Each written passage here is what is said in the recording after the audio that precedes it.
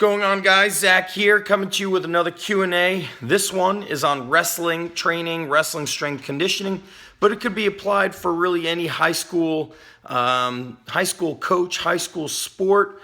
You could tweak it a little bit, and I'm going to get into some of the details here. So, question is here, Coach Zach, if possible, could you provide me with some ideas on testing high school wrestlers? What would be some good tests to look at for their overall physical fitness and readiness for the sport and preseason strength and conditioning levels? Now, here's the thing, guys. What if somebody could bench, power clean, squat a lot, but they suck at wrestling? I've seen that before, and I've seen guys that could move the house in the gym, and then they lose to a guy. I've seen guys that could bench 315 for 2 to 3 reps, wrestlers, and they will go against a kid who could maybe bench 225, and they lose to him pretty badly. Why? Because the skills are so high.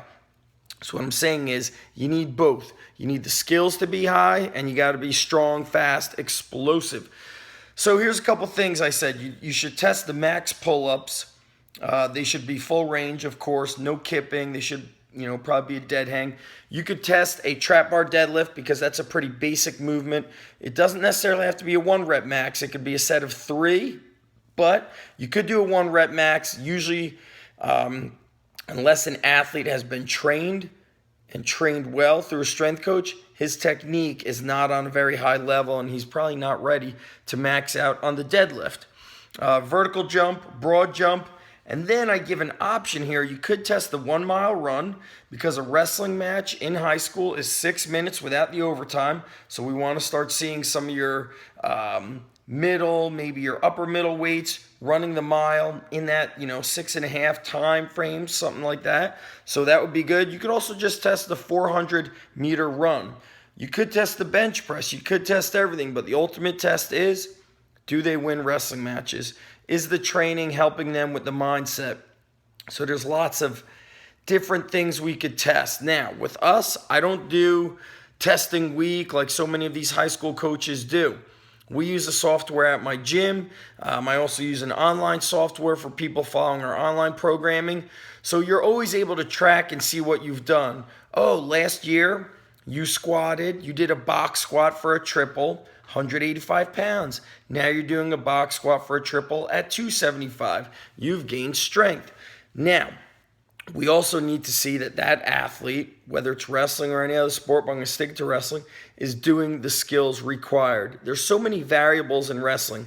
Kids that don't even lift, but they wrestle so much, they develop a different kind of strength, a wrestling strength, a tendon, ligament, isometric type strength. There's so many things up in the air with wrestling that it's also why I love the sport, because the wrestlers understand they're not these, and so do the coaches, they're not such babies about all these trying to think everything has to be so special.